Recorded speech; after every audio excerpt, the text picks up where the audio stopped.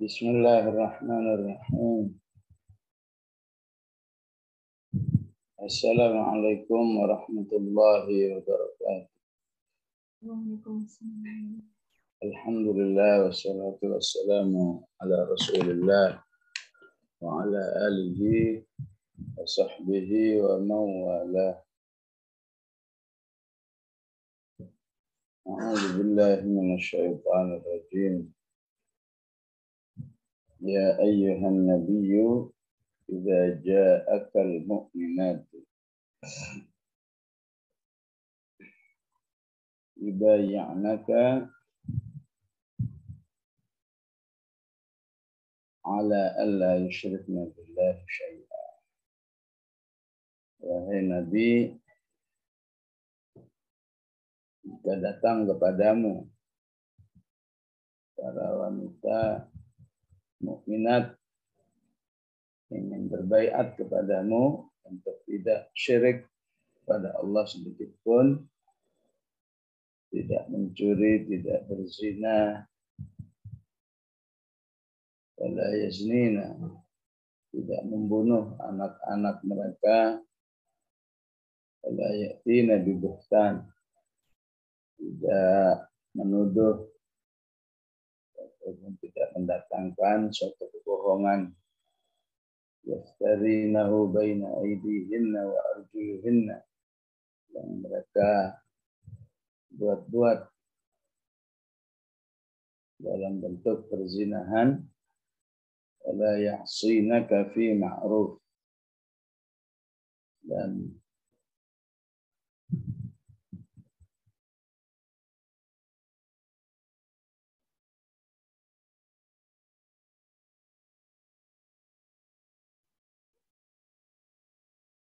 tidak bermaksiat kepadamu, ya, membangkang kepadamu dalam urusan yang baik, maka terimalah baiat setia mereka dan mohonkanlah ampunan untuk mereka kepada Allah. Shadaqallahul azim. Jamaah rahimakumullah, alhamdulillah, kembali kita melanjutkan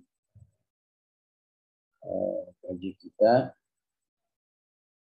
tentang keunggulan wanita-wanita muslimat pada zaman Rasulullah sallallahu alaihi wasallam. Sebelumnya di ayat yang ke-10, keunggulan mereka untuk berhijrah. Betapapun mendapat tantangan, ada yang tantangan dari suaminya karena masih kafir, tantangan dari orang tuanya karena masih bersama orang tua, ada yang mendapat tantangan dari saudaranya karena semuanya sudah meninggal kecuali saudaranya, namun tetap mereka berusaha melaksanakan ketaatan kepada Allah, sehingga Allah menggunakan kata mudzakkar, ya, idza ja'akumul mu'minat, ya. Yang seharusnya idza ja'atkumul mu'minat, ya. Jadi kata kerjanya dimudzakarkan, ya. Walaupun fa'ilnya, subjeknya mu'annats alias perempuan, untuk menunjukkan kegigihan dan keberanian para wanita. Begitu juga di ayat ini, ya ayyuhan nabiyyu idza ja'akal mu'minat. Dari yang aslinya idza ja'atkal mu'minat. Pakai ta, ya. Ta-nya dibuang untuk memberi makna betapapun mereka para wanita, ya, tapi semangat berimannya menyamai dengan semangat kaum laki-laki. Ya. Jadi wahai Nabi, dalam posisi sebagai pemimpin. Ya. Jika datang kepadamu para wanita mukminat berbaiat kepadamu. Ya. Apa yang dimaksud dengan berbaiat? Ya. Baiat dari kata ba'a, artinya menjual. Ya. Jadi baiat orang yang menjual dirinya. Ya. Tapi nggak tanggung-tanggung menjual dirinya kepada Allah. Ya. Ya, jadi kata baiat ada di surat Al-Fatah juga ya. Innal ladzina yubayyi'unaka innama yubayyi'una Allah. Ya. Sesungguhnya orang yang berbaiat kepadamu adalah orang-orang yang berbaiat kepada Allah. Innal ladzina yubayyi'unaka innama yubayyi'una Allah. Yadullahi fawqa aydihim. Ya. Jadi jika di surat Al-Mumtahanah ataupun surat Al-Fatah dengan istilah bai'ah, maka di surat At-Taubah dengan istilah ishtara. Ya. Bai'ah menjual, ishtara membeli. Ya. Inilah yang memberi makna bahwa bai'at itu secara bahasa ya, adalah menjual, pembelinya adalah Allah.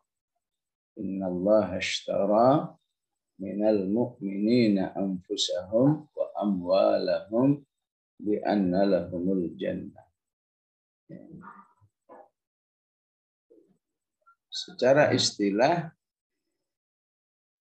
bai'at itu mu'ahadatul imam. Ya.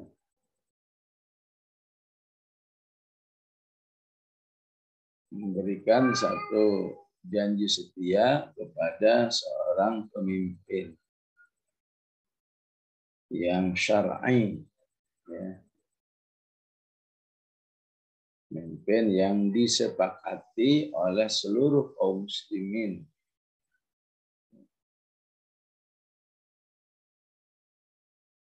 Seperti yang terjadi kepada Rasulullah SAW. Ya. Mu'ahadatul imam ataupun mu'ahadatu ahlil hilli wal aqdi. Ya. Berbaiat kepada tim, ya. Penunjuk imam, penunjuk pemimpin sentral, ya. Atau istilahnya penunjuk Amirul Mukminin, ya. Khalifah, ya. Timnya, nanti tim ini yang bertanggung jawab menyeleksi siapa-siapa yang berhak menjadi pemimpin. Tentu mereka adalah ulama, orang-orang yang ahli ilmu, orang-orang yang zuhud, orang-orang yang memiliki ketakwaan tinggi, ibadah yang tinggi, yang istilahnya mustahil lah dibeli. Itu cara Islam memilih pemimpin seperti itu. Ya. Bukan rakyatnya yang suruh memilih pemimpin. Ya, namanya rakyat. Ya. Kacau ya. Ya. Kacau lagi memilih siapa yang bayar. Maka penting adanya ahlul hilli wal aqd, ya. Karena dia hanya akan memilih pemimpin yang betul ya, istilahnya hafizun alim, ya. Memiliki amanah yang tinggi, memiliki keulamaan yang tinggi. Maka agar tim ini betul-betul bekerja dengan baik, maka kaum muslimin akan membaiat mereka. Ya. Ya, secara teknis bisa saja perwakilan ya. Ya. Perwakilan provinsi misalnya ya. Membaiat ya. Pemimpin ataupun tim yang akan memilih pemimpin. Ya.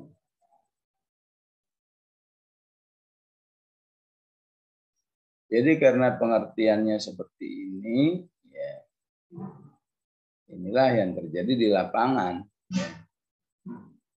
Apakah di zaman Islam, di zaman kaum muslimin belum punya pemimpin sentral, ada baiat.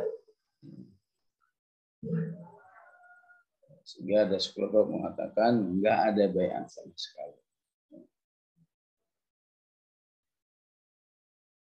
Jadi gimana supaya ada baiat? Karena ayatnya jelas bahwa pada zamannya orang-orang beriman datang kepada Rasulullah berbaiat. Bay'anaka ala alla yushrikna billahi syai'a.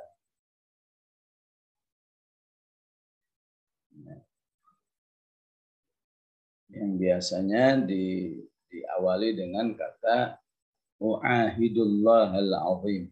Aku berjanji kepada Allah melalui kamu sebagai pemimpin untuk begini-begini dan seterusnya.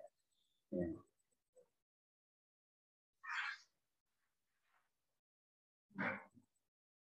Sehingga sebagian menganggap kalau hari gini nggak ada pemimpin, ada baiat-baiatan, berarti itu baiat yang bid'ah. Ini kata sebagian kelompok ya. Kelompok yang lain, nggak bisa ya.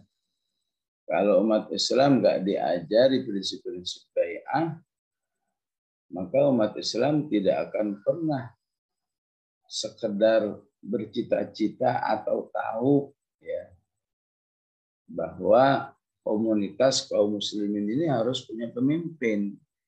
Ya. Sehingga sebagian tetap beristihad ya, adanya baiat ya, pemimpin ya. Betapapun pemimpin itu belum memiliki legalitas sebagai komunitas kaum muslimin ya. Kalau dengan istilah belum memiliki ya, legalitas ya, legalitas jamaatul muslimin. Ya. Jadi legalitasnya cuma sekelompok kaum muslimin. Ya. Sah enggak sebagai baiat? Ya, sah. Ya. Tapi tidak memiliki konsekuensi yang asli. Ya. Konsekuensinya hanya konsekuensi terbatas. Ya. Jadi setelah baiat, berarti manusia menjual dirinya kepada Allah. Karena sudah menjual dirinya, maka dirinya nggak punya hak atas dirinya. Ya. Ya, misalnya lagi pergi, ya diminta oleh pemimpinnya, kamu segera datang karena ada tugas. Ya udah. Ya. Kamu harus begini, ya siap. Ya. Kamu harus melakukan ini, ya siap. Kan sudah berbaiat. Ya.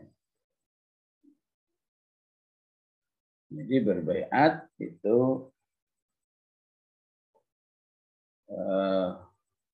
sangat bermanfaat untuk menjadi sumber motivasi. Ya.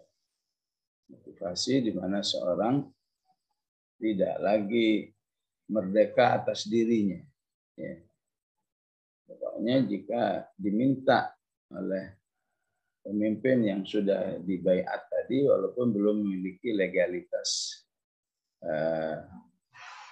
syar'i seperti yang ada, ya, tapi sudah sangat mungkin ya, diberlakukan ya,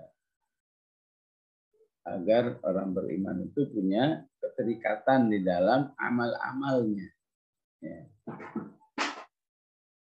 Tidak maunya sendiri. Misalnya berbaiat, siap berdakwah di jalan Allah. Maka ya udah sepanjang hidup harus siap berdakwah. Ya. Tidak ada istilah tahun ini saya cuti ya, saya nggak mau terikat tahun ini. Beda dengan kerja. Ya. Maka karena sudah berbaiat, apapun kondisinya harus siap melaksanakan. Istilahnya apa? Fil mansyati wal makrah. Ya. Siap melaksanakan konsekuensi baiatnya, baik di saat semangat maupun di saat lagi enggak semangat. Kalau dia membatalkan baiatnya bagaimana? Ya. Nah, ini yang apa? Yang di lapangan sering salah. Ya. Salahnya gimana? Karena ini baiat yang belum memiliki bobot legalitas syar'i yang aslinya, maka ya, tidak bisa berkonsekuensi ya, halal dibunuh. Ya. Jadi ya itu cuma kesalahan dia dengan Allah. Ya. Ya. Maka lebih amannya atau sudah seharusnya baiatnya dia itu hanya sebatas sebuah sumpah. Sehingga yang membatalkan baiat dihukumi seperti orang yang melanggar sumpah. Ya. Bagi dirinya ada 3 pilihan. Ya. Memberi makan orang miskin 10 orang, atau memberi pakaian 10 orang, atau berpuasa 3 hari berturut-turut. Ya. Sementara di sebagian orang yang nggak paham ini, ya, baiatnya belum punya legalitas syar'i, ya. Kalau resign dari baiatnya sama dihukumi, boleh darahnya ditumpahkan. Ya. Padahal apa yang disebut di dalam hadis la yahillu limri'in la yahillu damu mri'in muslimin illa min salat. Ya. Tidak halal darah orang beriman itu ditumpahkan kecuali dalam 3 hal. Salah satunya adalah al-mufariqu lil jamaah. Orang yang memisahkan diri dari jamaah. Ya. Jamaah dimaksud jamaah yang punya legalitas syar'i. Ya. Adapun yang sifatnya latihan berjamaah, merintis berjamaah, ya otomatis belum bisa. Ya. Keluar ya sudah, silahkan kamu kafarat aja, nggak perlu sampai dibunuh, nggak perlu sampai apalagi ditangkap, dipenjarakan, ya. Karena memang belum syar'i. Ya.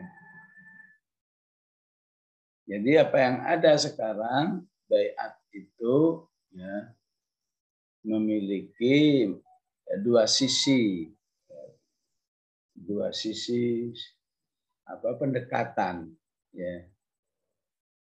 Baiat yang dilakukan oleh umat saat ini yang tidak bertentangan itu memang memiliki 2 sisi pendekatan. Ya. Ada pendekatannya seperti bai'atul amal. Ya. Pendekatannya mirip seperti bai'atul amal. Ya. Bai'atul amal itu misalnya ibu-ibu rame-rame datang ke rumah saya. Ya. Ada apa, ibu? Kami mau berbaiat. Ya. Berbaiat apa? Berbaiat amal. Ya. Kemudian saya baiat, ya. Amalnya apa? Amalnya hafal Quran 30 juz. Ya, ini contoh ya Bu ya, jangan kerjain. Ini sekedar contoh, ini baiat amal ya. Akhirnya bikin prosesi ya, baris, bila perlu pakai seragam lah biar keren. Seragam ya. Kami berbaiat demi Allah siap menghafalkan 30 juz harga mati. Kami akan siap terus menghafal ya. Mau sampai nenek-nenek, mau sampai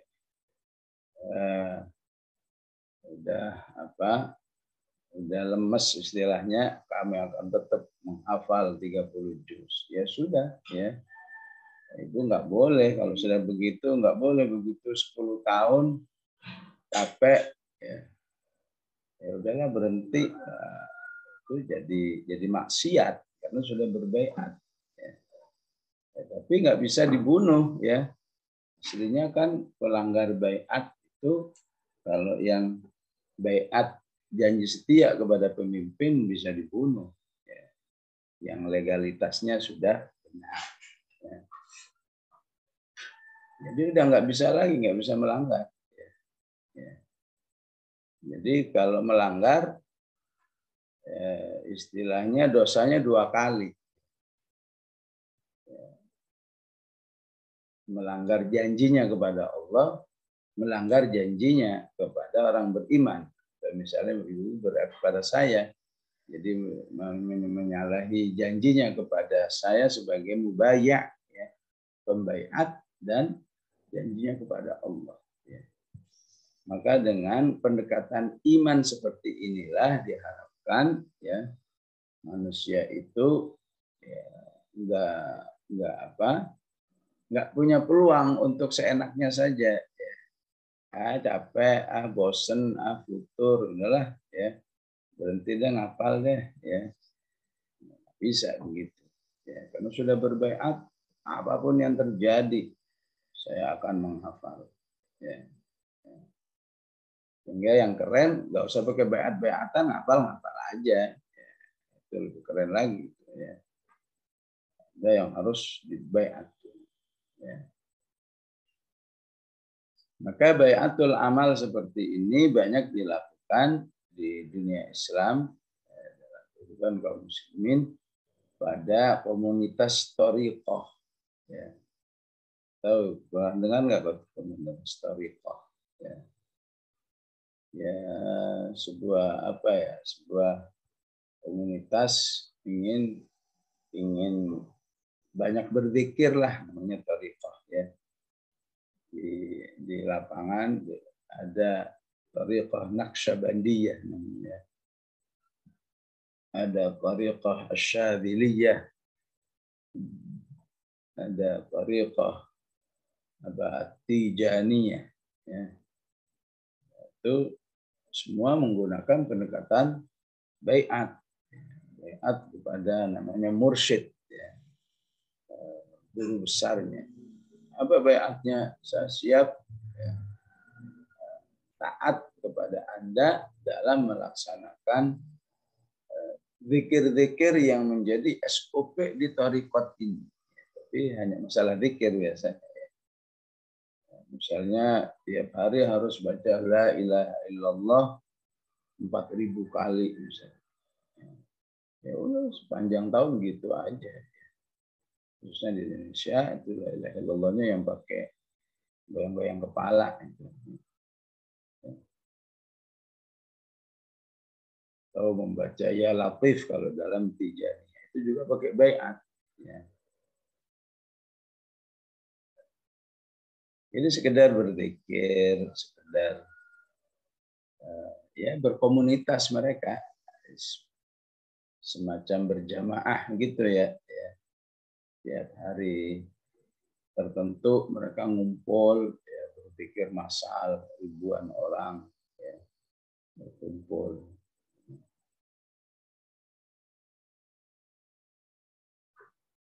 Nah, sebagian ulama beristihad ya. Kalau thariqat aja berbaiat ya. Ya dengan bahkan bentuk-bentuk pikirnya ya istihadi ya, nggak langsung mengambil dari Rasulullah SAW, istihadi aja, walaupun ya juga tidak bisa disebut bid'ah juga ya. Ya ala kulli hal mungkin bisa disebut bobot nyunnahnya nggak terlalu besar dalam mengikuti Rasulullah. Jadi lebih kepada yang penting zikir lah ya. Karena Al-Qur'an mengatakan fadhkuruni adzkurkum.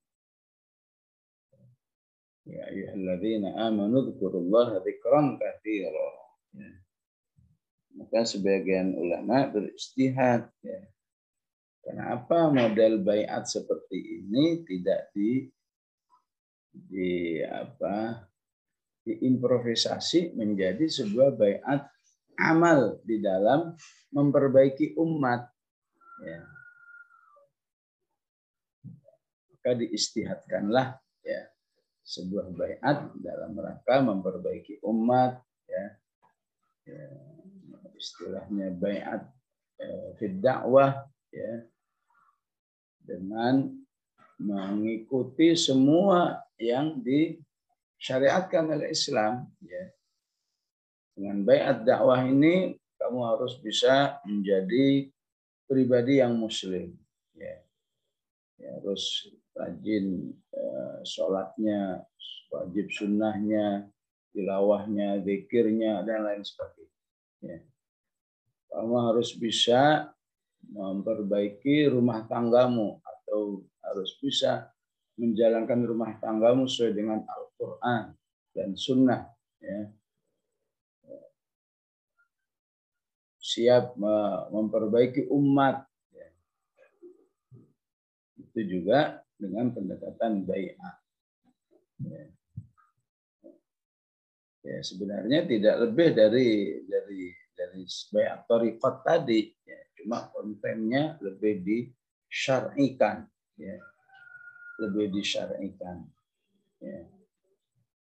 Sehingga tentu berlaku semua keterikatan bagi yang sudah berbaiat ya. Nggak bisa seenaknya saja ya, dia melepaskannya ataupun dia melanggarnya ya. Kalau melanggar ya nggak bisa berlaku seperti baiatnya kaum muslimin di zaman Abu Bakar yang rame-rame melepaskannya ya. Di zaman Abu Bakar kan rame-rame, wah kita nggak usah tunduk lagi kepada Abu Bakar sebagai khalifah, kita nggak usah bayar zakat ya. Kita nggak usah mendukung sistem Islam yang akan diterapkan. Wah benar nih, benar. Bahkan kita sebagai kelompok bersenjata, kalau macam-macam kami serang. Abu Bakar, kita serang balik. Terjadilah pertempuran yang disebut dengan Harbur Riddah, ya, di mana semua anggotanya dibunuh-bunuhin, ya. Sehingga kesannya kok Abu Bakar membunuh kaum muslimin? Iya, karena mereka telah melanggar janjinya, melanggar baiatnya. Nah, baiat yang kemudian diimprovisasi menjadi sebuah amal dakwah, ya, tentu apabila dilanggar hanya dosa aja, ya, nggak perlu sampai apalagi dibunuh, apalagi di boikot, ya nggak ada. Ya.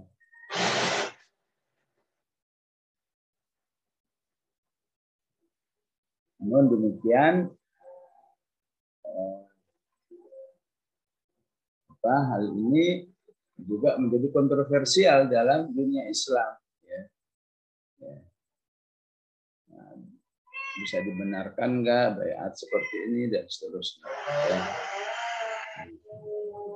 Maka insya Allah selama tidak berlebihan, ya, di satu sisi baiat yang asli itu yang dimaksud baiat itu baiatul imam. Ya. Nah, ini kan bukan imam, ya. Kecuali cuma imam komunitas, ya, sekelompok kaum muslimin saja. Maka dari situ memang tidak atau belum memenuhi syarat ya, untuk makna baiat yang sesungguhnya. Ya. Tapi untuk sebuah semangat ya, dengan semangat suatu saat ini nanti menuju kepada baiatul imam, di mana kaum muslimin dilatih untuk menjalankan Islam secara menyeluruh, ya tentu ini sebuah niat yang baik ya, yang harus didukung dan tidak mustahil pahalanya sudah sama dengan baiat yang masyru'ah tadi, baiat yang memiliki legalitas yang yang sudah bisa sesuai dengan rambu-rambu syariat itu. Ya. Begitulah ya sekilas tentang baiat yang berlaku di dunia Islam saat ini ya. Maka bersyukurlah kaum muslimin yang sudah diajari berbaiat dengan nuansa keislaman yang menyeluruh ya. Sementara orang lain berbaiat hanya untuk setiap hari harus siap baca salawat 3.000 kali misalnya. Ada yang begitu ya. Yang lebih parah lagi berbaiat kepada orang yang tidak syar'i ya. Yang justru mengajarkan Islam secara tidak benar. Ya. Apa yang terjadi misalnya di Islam jamaah itu ada baiat juga ya. Tapi ya, dengan pemahaman Islam yang tidak syar'i ya. Pemahaman versi kelompok itu saja ya. Sehingga ada pemahaman ya, siapa saja yang belum berbaiat kepada dia berarti dia belum sah Islamnya misalnya. Ini baiat yang menyesatkan gitu ya. Jadi satu komunitas berbaiat kepada pemimpinnya. Yang komunitas ini dibuat sendiri. Ya. Tapi kemudian orang lain yang nggak berbaiat komunitas ini dianggap minimal dianggap sesat lah, kalau nggak dianggap kafir ya dianggap sesat. Ya. Karena sesat maka nggak boleh bermakmum sholat kepada orang yang belum berbaiat kepada imam. Ini baiat yang menyimpang kalau yang begini. Ya.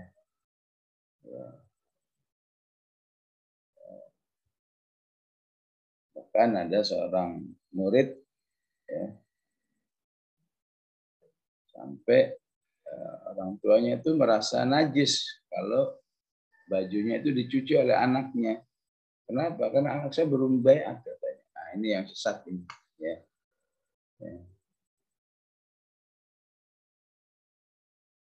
Nah, itulah Ibu pengertian tentang baiat, ya, baik secara syar'inya ataupun secara pelaksanaannya dalam kondisi belum memungkinkan ada baiat dengan pemahaman yang seasli mungkin. Ya. Jadi yang penting, kalaupun dalam kondisi seperti ini ada baiat, tidak boleh sampai melanggar nilai-nilai Islam yang lain yang sudah baku. Ya. Sekedar baiat, tapi tetap sama orang lain baik. Ya. Sama orang nggak berbaiat baik, tetap saudaranya. Sama orang tuanya baik. Ya. Baiat halal. Ya. Baiat yang tetap syar'i. Ya.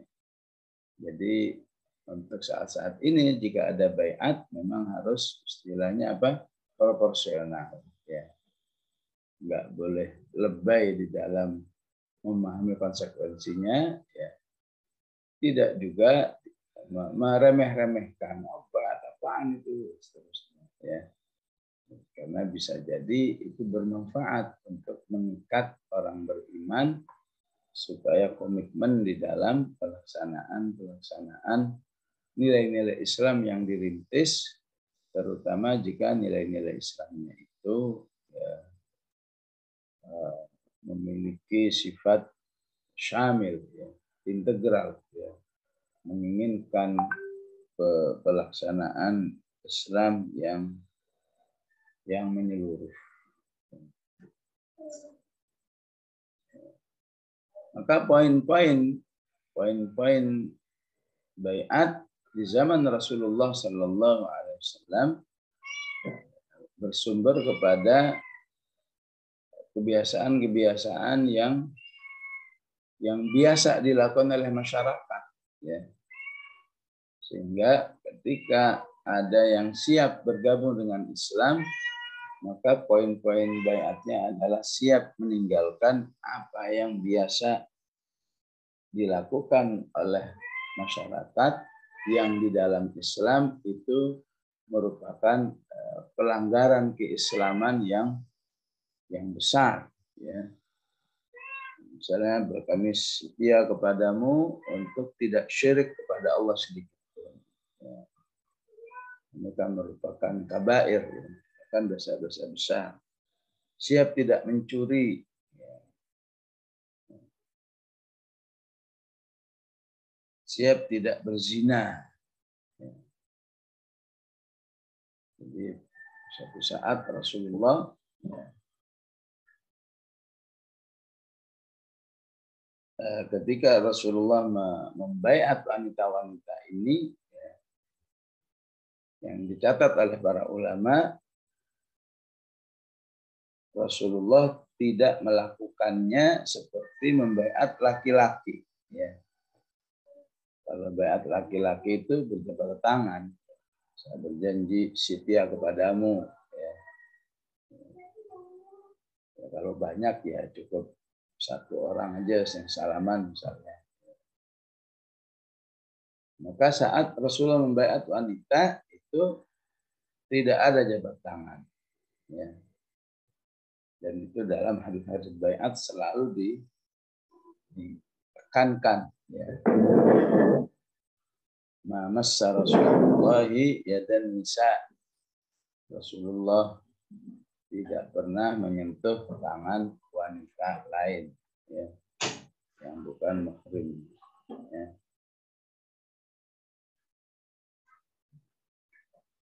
Dari hadis inilah, ya,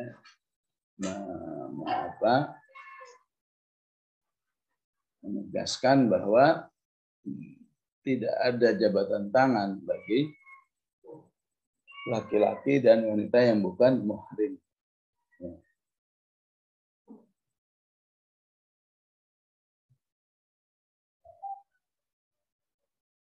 Dan saat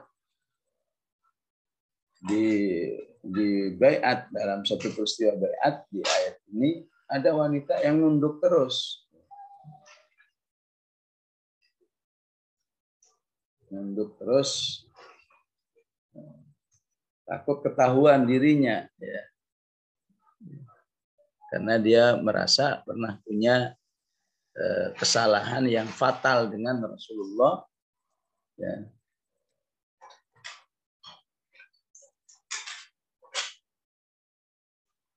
Karena dulu pernah membelek, ya, membelek perut pamannya untuk menunjukkan kekesalannya kepada Hamzah bin Abdul Muttalib. Namun Rasulullah Shallallahu Alaihi Wasallam mengenalnya, ya. Walaupun dia udah nunduk-nunduk, ya, Rasulullah mengenalnya. Rasulullah menegurnya, ini Hindun ya? Iya ya Rasulullah. Ya, dengan malu-malu lah, ya. Dulu aja begitu benci, sekarang sudah, ya, bergabung dengan Islam. Tentu tetap disambut, ya.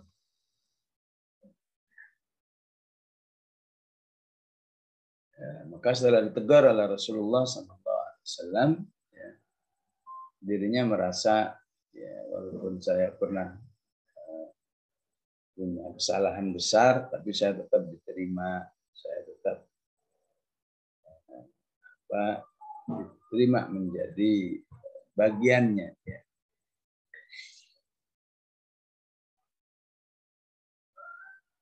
Sehingga saat poin baiatnya itu sampai kepada poin tidak berzina, dia kaget katanya. Kok pakai poin begini sih katanya. Wala yaznina. Kok ada poin tidak berzina sih? Kenapa dia sebagai wanita Arab ya, sampai negor begitu? Ya. Karena di zamannya, zaman jahiliyah itu ya,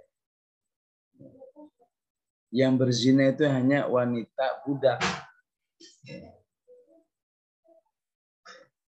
Ima dizinai oleh orang karena dianggap budak ini. Ya. Ima karena dia dijadikan alat cari duit oleh tuannya. Udah kamu jual diri sana. Jadi perzinahan di zaman jahiliyah itu umumnya itu hanya dilakukan oleh wanita kelas bawah gitulah ya. Baik kelas bawahnya itu secara sosial atau kelas bawahnya itu karena dia statusnya budak. Karena itu kata Hindun, ahurratun tazni ya Rasulullah. Memang ada wanita merdeka, maksudnya wanita berpendidikan, terhormat, berzina. Semua kan ya ada lah. Ya.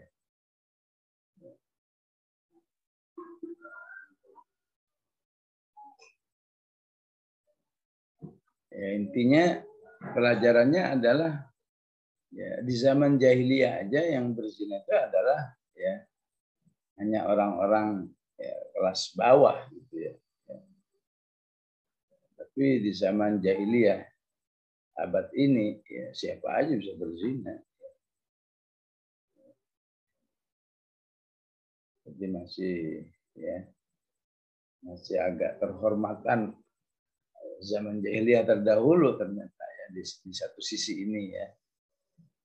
Nah, itu yang dicatat oleh para ulama dalam peristiwa perpembaiatan mukminat yang diabadikan oleh ayat ini.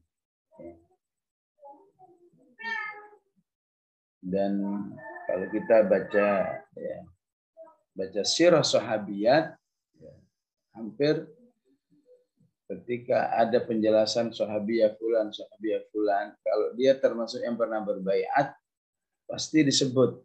Ya. Hadhihi sahabiyatun minal mubayyi'at. Ya. Dia termasuk sahabat yang pernah berbaiat kepada Rasulullah Sallallahu Alaihi Wasallam. Ya. Artinya itu menjadi satu poin plus bagi wanita-wanita di zaman Rasulullah Sallallahu Alaihi Wasallam. Poin berikutnya berjanji tidak akan membunuh anak-anaknya. Ini lebih parah sekarang ya. Sekarang bukan anak lagi dibunuh, janin ya. Tingkat aborsi di masyarakat termasuk tinggi.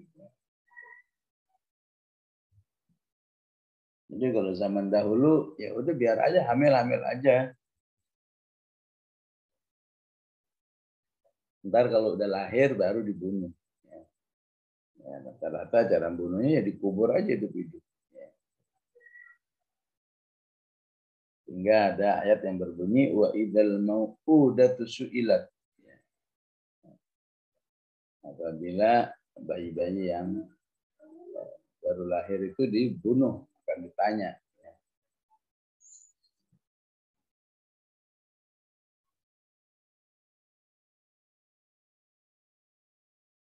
Sehingga nanti ada pertanyaan juga, wa idzal janinu su'ilat. Bila janin-janin pun ditanya oleh Allah, ya, kenapa dibunuh? Wala ya'tina bi buhtani yaftarinahu baina aydihinna wa arjulihinna. Ya, tidak menuduh orang lain berzina. Ya. Ya, di sini dengan istilah yang agak panjang, ya, tidak mendatangkan satu kebohongan yang dibuat-buat antara kaki dan antara tangan dan kaki.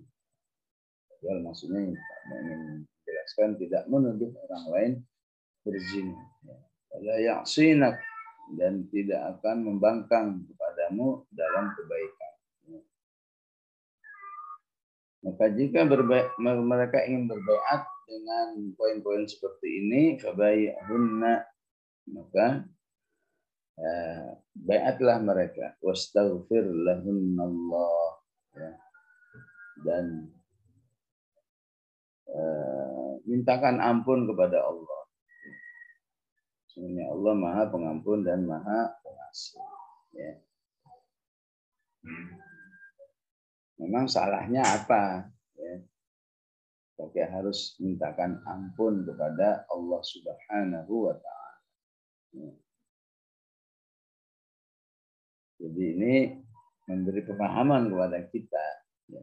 Diri manusia itu sudah berbaiat saja, ya pastilah ada kurang-kurangnya. Ini juga manusia, apalagi nggak berbaiat, ya. Tapi kurang-kurangnya lebih banyak lagi.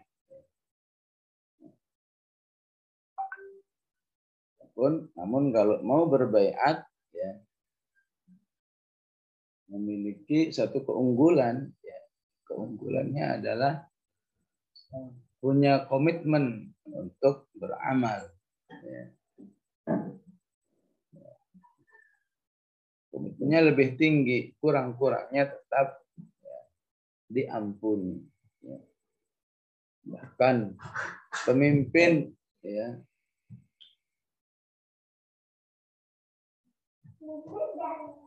dalam hal ini Rasulullah Sallallahu Alaihi Wasallam diperintahkan, ya, meminta ampun kepada Allah Subhanahu wa Ta'ala, memintakan ampun untuk para mubayyi'at itu jika ada kurang-kurang, ya.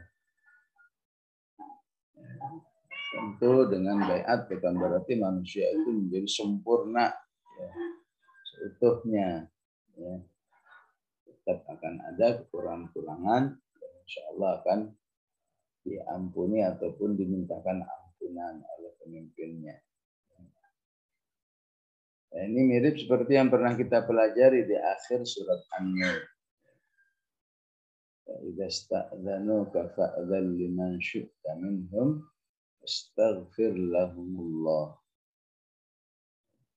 Dalam sebuah majelis, seseorang itu minta izin untuk pulang lebih awal misalnya, atau izin untuk tidak ikut, maka mintakan ampun. Ya.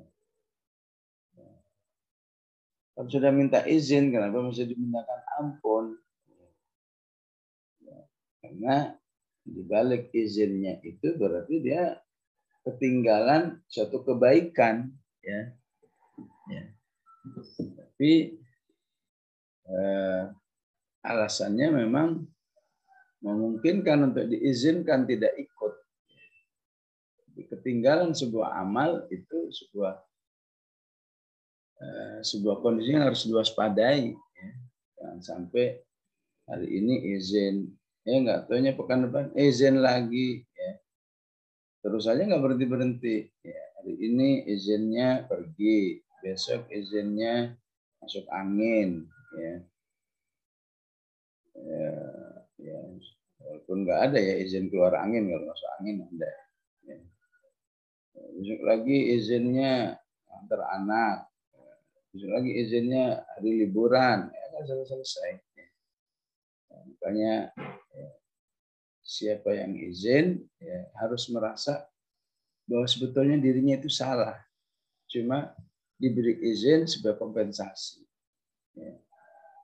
Kalau tahu salah, ya udah mintakan ampun. Kalau ada perasaan salah, ya Ya, minta ampun kepada Allah supaya jangan sampai ya, tadinya izinnya memang benar, lama-lama izinnya cuma dibuat-buat. Ya. Izinnya untuk hal-hal yang remeh-temeh. Ya. Ya, ala kulli hal yang namanya istighfar kan jangankan berbuat salah, berbuat baik juga istighfar. Ya. Habis sholat kan dianjurkan istighfar. Astagfirullah. Ya. Tidak melakukan suatu amal salah istighfar.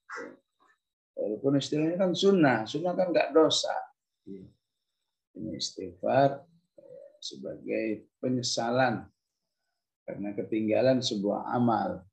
Jangan sampai besok ketinggalan lagi.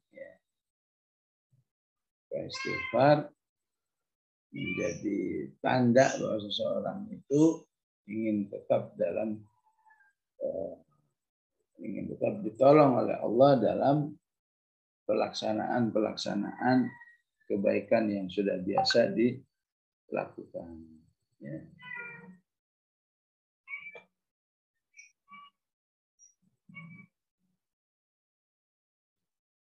Maka orang yang berbaiat hubungannya dengan tema dari Al-Mujadilah ya, Al-Mujadilah, Al-Hasyr, kemudian Mumtahana ditegaskan lagi ya. Itu tema al-wala wal bara, maka baiat itu menunjukkan sebuah kesiapan al-wala uttam ya. Kesiapan orang beriman untuk wala sesempurna mungkin dan bara sesempurna mungkin. Ya. Karena bagi dirinya Islam adalah segala-galanya. Bila perlu jiwa ini dijual. Ya. Seorang suami merasa sudah tidak memiliki sepenuhnya istrinya. Ya. Ya. Karena istrinya juga diizinkan untuk berbaiat. Ya. Misalnya kepada sebuah komunitas dakwah. Ya. Sehingga jika bertabrakan antara kepentingan suami dengan kepentingan istri, jika memungkinkan dipadukan, jika nggak mungkin, ya sudah karena sudah berbaiat, maka kepentingan dakwah harus diutamakan. Manusia hanya bisa begitu kalau sudah memiliki iman wala yang sempurna. Ya. Bagi dia bukan sebuah kerugian, bukan sebuah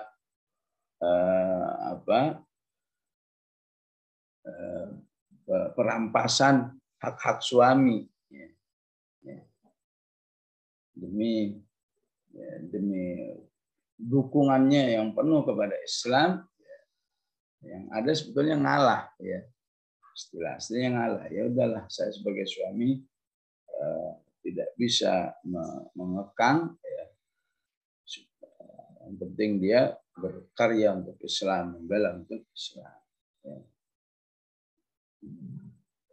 Maka di akhir ayat Allah menegaskan lagi ya, jaga wala ini ya. Sudah berbaiat saja masih diingatkan ya. Jaga jangan sampai wala ini luntur ya. Gimana enggak berbaiat ya. Sudah berbaiat saja masih diingatkan, hati-hati pelunturan al-wala dan bara dalam kehidupan ini ya. Yang utamanya di dalam dunia politik ya. Karena kaitannya dengan kepentingan sehingga perlu kehati-hatian ya. Maka di akhir ayat Allah berfirman, wahai orang-orang beriman ya, janganlah kamu berwala kepada kaum yang telah dimurkai oleh Allah. Maksudnya apa? Yahudi. Ya. Jadi sebetulnya cuma ngomong la tatawallaul yahud ya. Tapi kok harus diganti istilah qauman ghadiballahu alaihim ya. Biar ingat kalau kamu wala kepada Yahudi, berarti kamu akan kecipratan kemurkaan Allah terhadap mereka. Biar ingat wala kepada Yahudi itu bukan sekedar satu pelanggaran, tapi berisiko kamu juga menjadi orang yang dimurkai oleh Allah Subhanahu wa taala. Qad ya'isu minal akhirah. Orang-orang Yahudi itu sifatnya adalah sudah tidak ada harapan kehidupan akhiratnya, ya. Bagaimana ayat-ayat yang menjelaskan ya, ketika mereka mengaku yang masuk surga cuma Yahudi dan Nasrani, maka Allah bantah. Nggak mungkin, kecuali kalau mereka masuk Islam. Qalu la yadkhulul jannata illa man kana hudan aw nasara. Allah bantah tilka amanihum. Itu omong kosong semua. Enggak. Ya. Kama ya'isal kuffar, sebagaimana orang-orang kafir pun ya, sudah berputus asa terhadap ahli kubur. Baik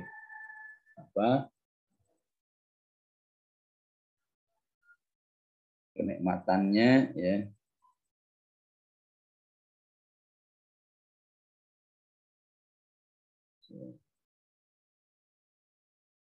bagaimana ahli kubur orang kafir itu bisa mendapat nikmat ataupun bisa dihentikan azab kubur. Ya. Demikian Ibu jamaah rahmatullah yang bisa kita pelajari dari surat Al-Mumtahanah. Dengan seizin Allah, hari ini Allah izinkan kita untuk khatam surat Mumtahanah, semoga bisa lanjut ke surat As-Saff insyaallah. Sallallahu alaihi wasallam Muhammad wa ala alihi wa sahbihi wa sallam walhamdulillah.